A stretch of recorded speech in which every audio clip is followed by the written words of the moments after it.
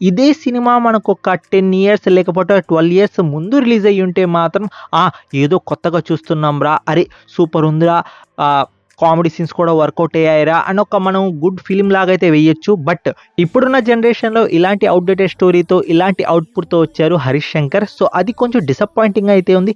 అంటే మరీ చెత్తగా ఏం తీయలేదు, అలా అని మరీ అంత సూపర్గా అండ్ పవన్ కళ్యాణ్కి కావాల్సిన ఒక మంచి హిట్ పడిందా అంటే అది కూడా చెప్పలేను. మధ్యలో కొన్ని సీన్స్ వర్కౌట్ అయ్యాయి. ఆ సిచ్యువేషన్ కామెడీ అనేది రియల్లీ వర్కౌట్ అయింది. అంటే ఒక సీన్ అయితే ఎక్స్ప్లెయిన్ చేస్తాను. సెకండ్ హాఫ్లో వచ్చేసి హీరో అయితే ఒకరినైతే తీసుకోపోవడానికి అయితే వస్తాడు. సో అక్కడ వచ్చేసి మియాభాయ్ని గన్నుతో కాలుస్తాడు. మియాభాయ్ని కాలుస్తావురా అని ఇంకా మళ్ళీ ఇంకోటి కాలుస్తాడు. అరే నీకు ఎంత ధైర్యం ఉంటే, ఇలా ఒక సిచ్యువేషన్ కామెడీ అనేది జనరేట్ చేశారు కదా, ఇలాంటివి వర్కౌట్ అయ్యి. ఫస్ట్ హాఫ్లో వచ్చేసి రాశి ఖన్నా మాత్రమే ఉంటుంది.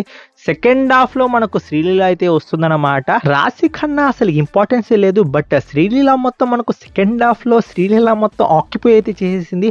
సో పవన్ కళ్యాణ్ ఫ్యాన్స్కి వచ్చేసి పండగే, ఇంకా మిగతా ఆడియన్స్కి వచ్చేసి కమర్షియల్ వేలో వచ్చేసి మూవీని వచ్చేసి తీసుకొని వెళ్ళారు. ఓవరాల్గా మూవీ చూసుకుంటే మాత్రం ఫస్ట్ హాఫ్ వచ్చేసి అస్సలు నాకైతే యావరేజ్ లాగా అయితే అనిపించింది. బట్ సెకండ్ హాఫ్ కొంచెం న్యాయం అయితే చేసింది.